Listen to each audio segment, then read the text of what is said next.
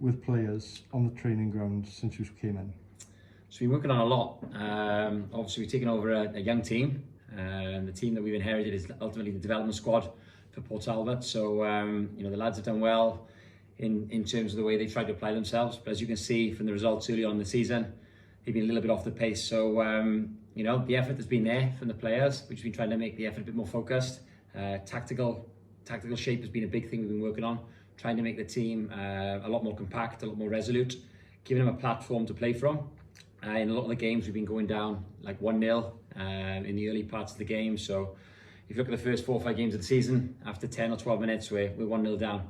So it doesn't really give you much of a platform for success when you're going down in games so early. So we've been working on a lot of keeping things tight, keeping things compact. That defensive shape has been key, and I think it's starting to pay dividends now. Against Ammanford, it was 35 minutes in, and it was still 0-0. So we are slowly starting to make progress.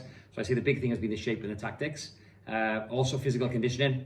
I think a lot of the lads in this in the Port Talbot first team now have never played at this level. So getting them used to the physical demands of Cymru South has been something we've been trying to replicate as much as we can in training, with a lot of competitive games amongst the boys, with like forfeits for the losers. And I think it's just trying to get that winning culture back at Port Talbot. I think we won 5-0 on Saturday in the development squad game, and that's the first win with a clean sheet, I think, since March 2019. So even though it was a development squad game, we are starting to make the progress we want, and the players have been great so far. So yeah, things are going well, but still lots to work on. What progress have you seen since you came in?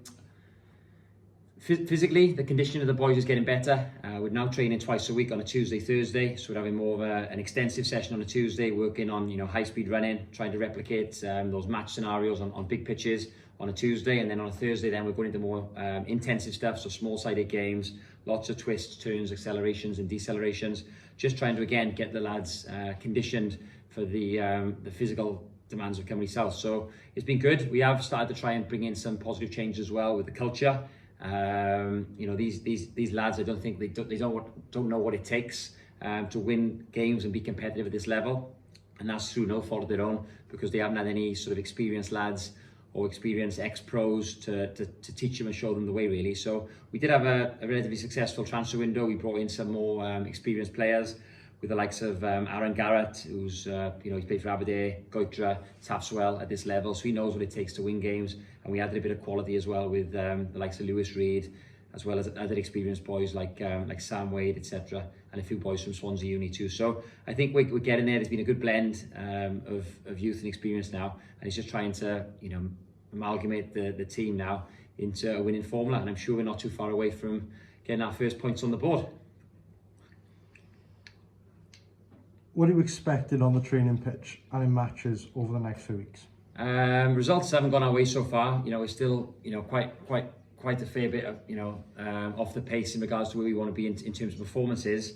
In regards to the results, performances though have been getting better. So the results aren't where we want them at the moment, but performances are slowly getting better. So all I've said to the players, look, we've got to keep working on, I guess, is the British cycling old philosophy of marginal gains. We need to train a little bit harder, get a bit tactically more switched on, physically become better, both from an aerobic capacity point of view and a strength point of view. And in every sort of aspect of our games, we need to start making these marginal improvements. We've seen against Dundee in the first game, when I was in charge, we conceded 4 goals off set pieces, which was disappointing. But it showed that the physical capacity of the players is something that we were lacking. The bigger lads in the team, Dundee were a very big side, and we're going to be tested again this week. But we've brought in a lot of organisation now. Rather than doing man-to-man marking, we've brought in the zonal marking, which just seems to have helped. I believe we've only conceded 2 goals in the last 5 games, whereas we conceded 4 against Dundee in an hour. So, it's just working on all these small things, and they are all slowly starting to come together. And we've seen that with the improvement in performances, but hopefully now it'll transcend into some results and some points on the board. Looking to the future, is the profile of the player that fits into that team in different positions? So yeah, we are looking for a certain type of profile of player now to come in. We've got a very young side. Like I said, we have added a little bit of experience to the team, but we need a lot more. I think the average age of the oldest average age of our team so far this season has been 21 years old.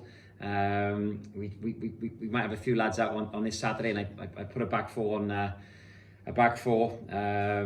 paper, and I think the average age of the back four is 20 years old. So we got a massive task on our hands when we're going to be playing Andy, who are a very experienced team. And you look at the likes of Ammanford, the average age of their side is well over the age of 30. So with the likes of Trundle and Leon Britton, they just got so much experience, and they know what it takes to win games. So come January, we're looking for players that are going to fit into our culture, our core values of hard work, teamwork, putting the team before them, working really hard, in regards to the shape, which is what we're trying to do at Port Talbot. And yeah, the main thing is, I think, trying to bring in some more experienced players to help these youngsters, because we have got a lot of good young players at the football club, but at the moment they are struggling for that sort of, the more leadership figures on the pitch. So yeah, that's the profile we're looking for, and hopefully we can get a few in come January.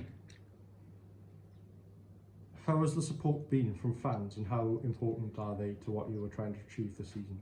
The fans have been fantastic. Obviously, it was great to score. I think our first goal of the season against Taftswell, and I think it might have been, I think we were 4 or 5-0 down, or maybe 6-0 down at the time when we scored. And I think that the goal was the loudest cheer of the night, which was great. And to follow that up again with a goal against Ammanford, I know when we scored that one we were 7-0 down, but again it was probably the loudest cheer of the night. So it's been great to get some goals for them the past few games. That's one improvement we've seen in our performances. We're actually now creating chances, and we've actually started to take these chances in 2 of the games. So hopefully that can continue. But the fans have been great. They followed us to all away games. It's been great, and we really do appreciate the fact that this is a club that we're trying to build again. We're trying to get back to the good old days. I was part of obviously Port Talbot Town as a player when we were in the Welsh Premier. And we want to get back now. That's the plan over the next 5 years, if we can, to get Port Talbot back into the Welsh Premier. So if the fans can keep getting behind us, it is really appreciated, and we can promise you, we're all working hard behind the scenes to get those good times back.